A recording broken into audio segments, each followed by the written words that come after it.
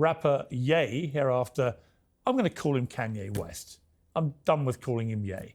Unleashed a wild flood of anti-Semitic posts on X this weekend. He was misogynist, he was racist, he was frankly disgusting. He talked about violence against women, he talked about violence against Jewish people and enslaving them, he talked about loving Hitler, he talked about white people and Jewish people who are different and the Jews are always going to steal. And whether this endless vile tirade was tantamount to incitement of violence against Jewish people is, I guess, open to debate. He certainly wanted people to think very disparagingly of them, if not hate them. I would argue that identifying as a Nazi alone implies that, yeah, maybe he shares a mindset of people who literally exterminated millions of Jews. Not to mention his statement that you have to put Jews in their place and make them into your slaves, something that he then followed up with this. He said, Jews were better as slaves. You have to put Jews in their place and make them into your slaves. He then said, sometimes you have to do it like the pharaohs. Make your Jews work for you, but watch them as close as you can. Whip your Jews. Whip your Jews as you treat them like slaves. What does that mean? Is that ambiguous? Is that freedom of speech? Or is that a clarion call to commit acts of violence against Jewish people? What seems crystal clear is that Kanye West was in clear violation of X's own rules on hateful conduct. The platform under Elon Musk has suspended more than 5 million accounts since he took over. It censored Kanye's account yesterday as not suitable for work when he posted legal pornography. And Musk has previously banned Kanye West entirely for posting a swastika interlaced with the Star of David, which he said was an incitement to violence. So why was Kanye allowed to spend the whole weekend unloading shocking abuse on Jewish people before apparently leaving voluntarily? And more broadly, just what the hell is going on with this idiot? Well, joining me now to debate all this, host of the Fresh and Fit podcast, Myron Gaines, the rapper and podcaster Zuby, America's rabbi and author of Holocaust Holiday, Rabbi Shmuley, and the commentator and YouTuber Choke No Joke. Okay, let me start with you, Myron, because you and I got into a little Twitter exchange yesterday about free speech. And it seems to me, with Kanye and this tirade that's went on for days, there are two debates to be had. One is whether what he was doing was contrary to X's own rules by the same definition that they have suspended millions of accounts. And I posted a graph showing why people got suspended, a lot of it for harassment, hateful conduct, and so on. So I think there's literally no dispute or doubt that he did. So the question remains, why was he then not suspended, but able to leave voluntarily? But the wider debate that I think you and I were having was about freedom of speech and where that begins and ends. I don't want to put words in your mouth, but you seem to be suggesting that you don't think there is an end. In other words, you can say absolutely anything you want, to which I would say, well, I don't think you should be able to say to 32 million people on a platform that you want to make Jewish people your slaves and whip them. Do you?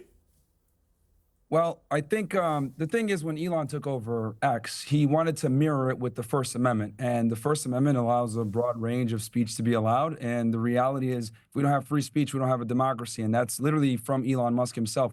Now, we want to talk about unequal punishment on X, based on some people saying this and getting punished and people saying this and not getting punished. That's a whole other conversation. But I think if you're going to mirror the First Amendment with Twitter, then you need to allow that speech in. Right, but look, on the first point about X's rules, he clearly transgressed pretty much every rule they have. I think that's unarguable. So it's for Elon to explain why, in the end, he was only censored, which he was, because he posted legal pornography. It seems to me extraordinary that legal pornography is deemed to be more offensive and more worthy of censorship than saying that you should make Jews your slaves and whip them. So let me bring in on that, Zuby. You and I have debated free speech many times, but on that specific point, I mean, do you view the publication of legal pornography on X as better or worse than what he said about making Jews slaves and whipping them? If I'm being honest, I think it's all bad. I don't think that hardcore pornography should be on X. If I'm being honest, it's not on any other social media platform. And a big reason for that is because kids use these platforms. And if you've got that many followers and you start posting pornography, then naturally you're going to get some minors seeing it. And so that in itself is a problem. When it comes to inciting violence or calling for violence, I think it's fair to say that he did cross that line. I mean, if you're saying to whip a certain race or ethnic group of people, whether he's pretending, and you've got the wider context of everything he's been saying beyond that, you'd have to go through it post by post. I think a lot of them, vast majority of them, I'm not a fan of. I would condemn what he's saying, but I would support his right to free speech. But when it comes up to the point of calling for violence, which he did in that specific one that you brought up, then yeah, that's a clear violation. I don't run X. I'm not Elon. I'm not a moderator, so I'm not in charge of that. I'm a very staunch advocate for freedom of speech. Yeah. But yeah, there is a line. It sounds like you share my view. I mean, bringing in the rabbi here. I mean, Rabbi, if I was Jewish, I'm not. I'm an Irish Catholic. If I was Jewish, I'd have been utterly sickened by the constant tirade of blatantly anti-Semitic garbage that was being spewed by Kanye West. How are you feeling? First of all, you're an honorary Jew because you've really supported Israel through this war, and we're grateful, Piers.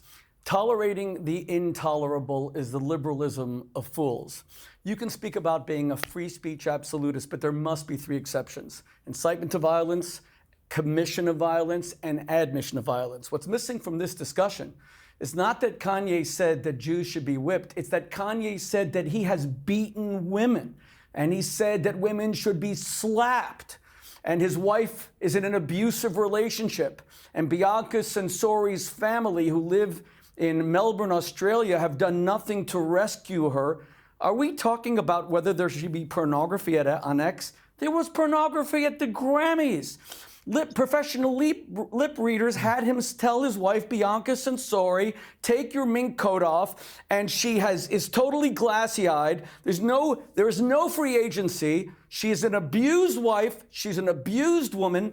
How is the media becoming complicit in the absolute degradation and humiliation of this woman who he claims to have dominion over? And he says he slaps her around, and he says that he has practiced violence against women. Where is law enforcement? Why hasn't he been arrested? Why hasn't there been an investigation? Where is the rest of Hollywood and the Grammys to condemn violence against women?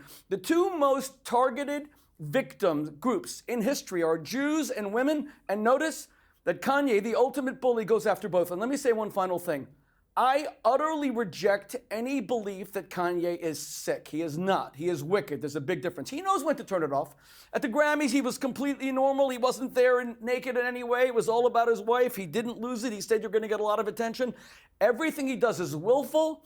It is motivated by a desire for attention, building his businesses. He is not crazy. That is an excuse. He is wicked and he is evil. Yeah, I mean, I would add to this, choke, no joke, that one of the most offensive things he did for me in his defense of Diddy, for example, he suddenly produced a T-shirt, which was a scene from the hotel lobby or the corridor where Diddy had beaten up one of his girlfriends, and it had her in the picture. Right, this was literally a crime scene of appalling domestic abuse that we all saw the video, and he's trying to sell a T-shirt based on it. Now, that alone, to me, crossed any kind of line that should be tolerable for social media. Yeah, well, first of all, how you doing, Piers? Thanks for having me back. Good to see you. All right. Like the rabbi said, Kanye is just doing all this for attention. You know, he's not the topic of discussion in hip hop no more. The Super Bowl was going on. It was Kendrick's moment. He's trying to steal his shine because it's not about him. It's about Kendrick and Drake right now. And he is an embarrassment to the Black man. You know, he is a pure embarrassment to the Black community. 97% of us don't approve of what he's doing. He's disrespectful to women. I promise you, no disrespect to the Caucasian woman, but if that was a strong, sophisticated Black woman, she would not have took her clothes off on that red carpet to satisfy Kanye chasing clout, which is fame or the spotlight. And I know Kanye. I was there the day he got signed at Rockefeller. I know I met his mother. I've been in his apartment. I know the humble Kanye that fame, once he's allegedly sold his soul to this game, he became this dark person. And what, like the rabbi said, what he's doing is very evil. I don't think that that's freedom of speech, what he's doing. That can incite a riot, that can incite a hate attack on the Jewish community. And all he's doing it for is attention. There's nothing wrong with him.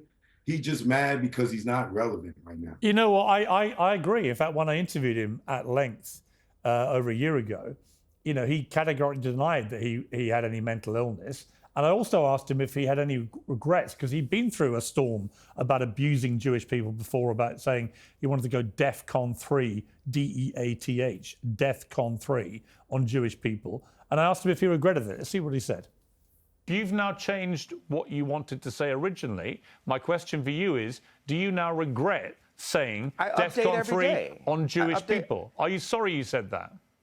No. I think it matters. You should be. Absolutely not. When you insult the Jewish people and say you're going DEFCON 3 on the Jewish people, that is as racist as anything you say you've been through and any pain that you've experienced. It's the same thing. Racism is racism.